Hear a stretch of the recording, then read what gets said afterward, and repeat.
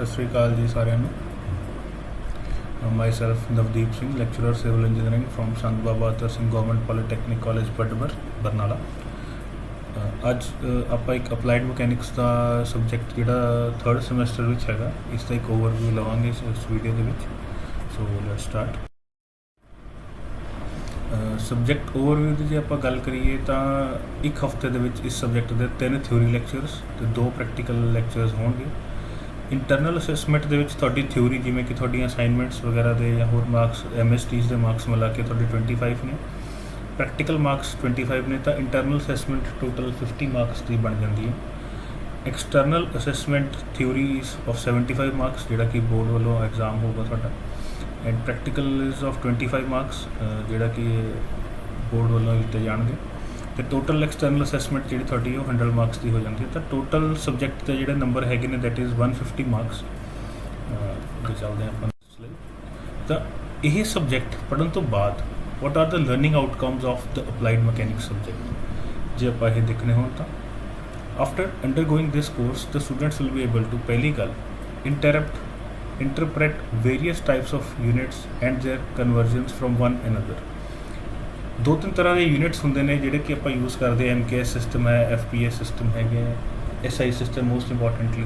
ਤਾਂ ਇੱਕ ਸਿਸਟਮ ਤੋਂ ਦੂਜੇ ਸਿਸਟਮ ਦੇ ਵਿੱਚ ਕਿਵੇਂ ਆਪਾਂ ਚੀਜ਼ਾਂ ਨੂੰ ਟਰਾਂਸਫਰ ਕਰਨਾ ਹੈਗਾ ਯੂਨਿਟਸ ਨੂੰ, ਤਾਂ ਕਿ ਆਪਾਂ ਸਾਰੇ ਸਿਸਟਮਸ ਨੂੰ ਯੂਜ਼ ਕਰ ਸਕੀਏ, ਉਹ ਸਿੱਖਾਂਗੇ ਆਪਾਂ। Different types of forces, free body diagrams, ਜਿਹੜੀ ਬਾਡੀ ਹੈ ਕੋਈ ਵੀ ਬਾਡੀ ਚਾਹੇ ਰੈਸਟ 'ਤੇ ਹੈ, ਮੂਵਮੈਂਟ 'ਤੇ ਹੈ, ਕਿਤੇ ਵੀ ਕੁਛ ਵੀ ਹੈਗਾ, ਉਸ ਦੇ ਉੱਪਰ ਕੋਈ ਨਾ ਕੋਈ ਫੋਰਸ ਜ਼ਰੂਰ ਲੱਗ ਰਹੀ ਹੈ। ਤਾਂ ਉਹ ਫੋਰਸਿਸ ਕਿਵੇਂ ਲੱਗ ਰਹੀਆਂ ਨੇ, ਕਿਹੜੀਆਂ ਫੋਰਸਿਸ ਲੱਗ ਰਹੀਆਂ ਨੇ, ਕੀ ਚੀਜ਼ ਹੈਗੀ ਜਿਹੜੀ ਕਿ ਬਾਡੀ ਨੂੰ ਮੂਵ ਕਰਨ ਲਈ ਮਜਬੂਰ ਕਰ ਰਹੀ ਹੈ ਜਾਂ ਬਾਡੀ ਨੂੰ ਰੁਕਣ ਲਈ ਮਜਬੂਰ ਕਰ ਰਹੀ ਹੈ, ਇਹੋ ਜਿਹਾ ਕੁਛ ਆਪਾਂ ਪੜ੍ਹਾਂਗੇ। ਠੀਕ ਹੈ।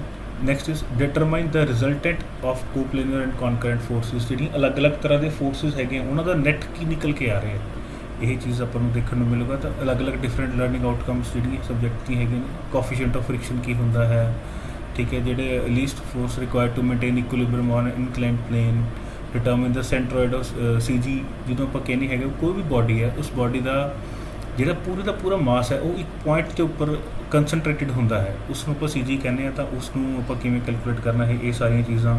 ਵੈਲੋਸਿਟੀ ਰੇਸ਼ੀਓ ਕੀ ਹੁੰਦਾ, ਮਕੈਨੀਕਲ ਐਡਵਾਂਟੇਜ, ਇੱਕ ਸਿੰਪਲ ਮਸ਼ੀਨਸ ਵਾਲਾ ਚੈਪਟਰ ਹੁੰਦਾ, ਉਸ ਮਸ਼ੀਨ ਵਾਲੇ ਚੈਪਟਰ ਦੇ ਵਿੱਚ ਤੁਸੀਂ ਇਹ ਸਾਰਾ ਕੁਝ ਪੜ੍ਹ ਸਕਦੇ ਹੋ। ਤਾਂ these R the learning outcomes ਜਿਹੜੀਆਂ ਆਪਾਂ ਸਬਜੈਕਟ ਨੂੰ ਪੜ੍ਹਨ ਤੋਂ ਬਾਅਦ ਤੁਸੀਂ ਆਪਣੇ ਆਪ ਦੇ ਵਿੱਚ ਮਹਿਸੂਸ ਕਰੋਗੇ ਕਿ ਤੁਹਾਨੂੰ ਆਹ ਚੀਜ਼ਾਂ ਆ ਗਈਆਂ ਨੇ।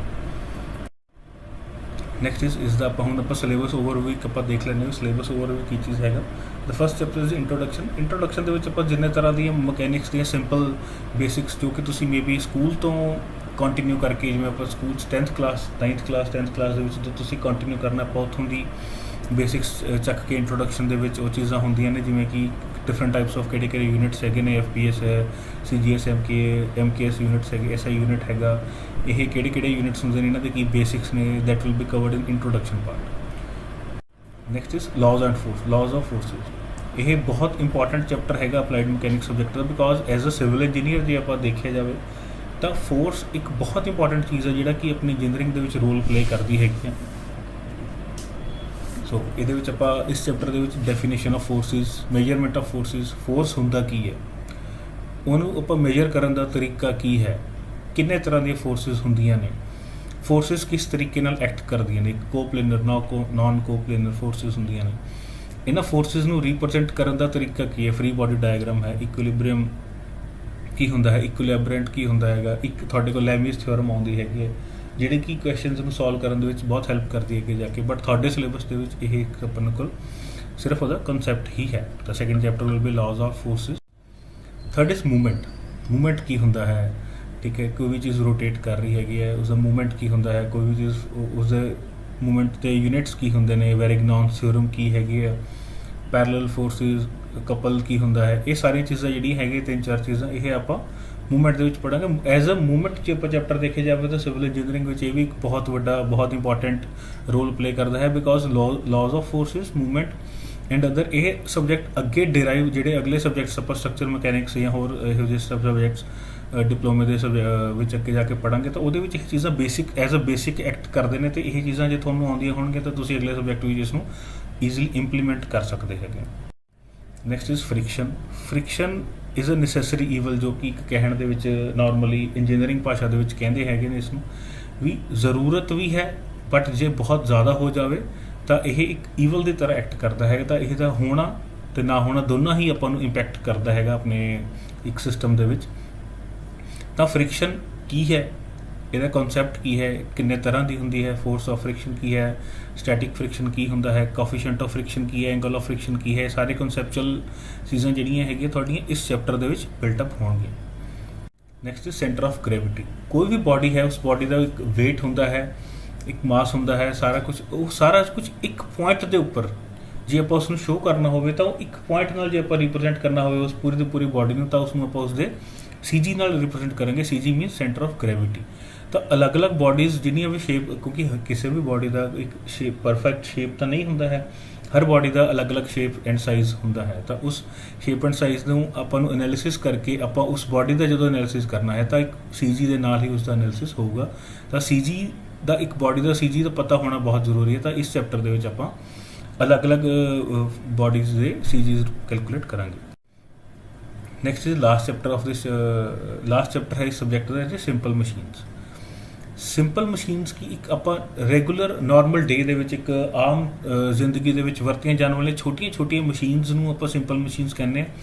ਉਹਨਾਂ ਦੇ ਕਨਸੈਪਟਸ ਆਪਾਂ ਪੜ੍ਹਨੇ ਨੇ, ਜਿਵੇਂ ਕਿ ਇੱਕ ਵੀਲ ਐਂਡ ਐਕਸਲ ਹੈ। ਜਿਵੇਂ ਆਪਣਾ ਕੋਈ ਵੀ ਕਾਰ ਹੈ, ਕੋਈ ਵਹੀਕਲ ਹੈ, ਉਹ ਇੱਕ ਵੀਲ ਦੇ ਉੱਪਰ ਚੱਲ ਰਿਹਾ ਸਾਰਾ ਕੁਝ, ਉਹ ਵੀਲ ਦੇ ਵਿੱਚ ਐਕਸਲ ਲੱਗਿਆ ਹੋਇਆ। ਤਾਂ ਉਹ ਕੀ ਚੀਜ਼ ਹੈ? ਪੁਲੀ। ਜਿਵੇਂ ਆਪਾਂ ਮੰਨ ਲਓ ਖੂਹ ਹੈ, ਖੂਹ ਦੇ ਵਿੱਚੋਂ ਜਿਹੜਾ ਪਾਣੀ ਬਾਹਰ ਕੱਢਦੇ ਨੇ ਉਹ ਦੈਟ ਇਜ਼ ਅ ਪੁਲੀ ਲੱਗਿਆ ਹੋਇਆ। ਲੀਵਰ ਹੈ, ਕੋਈ ਆਪਾਂ ਬਹੁਤ ਹੈਵੀ ਸਮਾਨ ਚੱਕਣਾ ਹੈਗਾ, ਦੈਟ ਇਜ਼ ਅ ਲੀਵਰ। ਜੇ ਸੀ-ਸੌ ਦੇ ਉੱਪਰ ਬੱਚੇ ਖੇਡ ਰਹੇ ਨੇ, ਦੈਟ ਇਜ਼ ਅ ਲੀਵਰ। ਇੱਕ ਸਿੰਪਲ ਮਸ਼ੀਨ ਹੈ। ਤੁਸੀਂ ਜਿੱਥੇ ਵੀ ਕੋਈ ਵੀ ਚੀਜ਼ ਦੇਖ ਰਹੇ ਹੋ, ਜੇ ਕੋਈ ਵੀ ਚੀਜ਼ ਵਰਕ ਕਰ ਰਹੀ ਹੈ, ਦੈਟ ਇਜ਼ ਅ ਮਸ਼ੀਨ। ਤਾਂ ਉਹ ਮਸ਼ੀਨਸ ਦੇ ਬੇਸਿਕ ਕਨਸੈਪਟਸ ਜਿਹੜੇ ਹੈਗੇ ਆ ਉਹ ਆਪਾਂ ਇਸ ਚੈਪਟਰ ਦੇ ਵਿੱਚ ਪੜ੍ਹਾਂਗੇ। ਤਾਂ ਇਹ 6 ਚੈਪਟਰਸ ਜਿਹੜੇ ਅਪਲਾਈਡ ਮਕੈਨਿਕਸ ਦਾ ਕੋਰਸ ਹੈਗਾ, ਇਹ ਡਿਪਲੋਮੇ ਦੇ 3rd ਸਮੈਸਟਰ ਦਾ ਸਿਵਲ ਇੰਜੀਨੀਅਰਿੰਗ ਦਾ, ਇਹਦੇ ਵਿੱਚ ਆ ਮੇਨ 6 ਚੈਪਟਰਸ ਕਵਰ ਹੁੰਦੇ ਨੇ।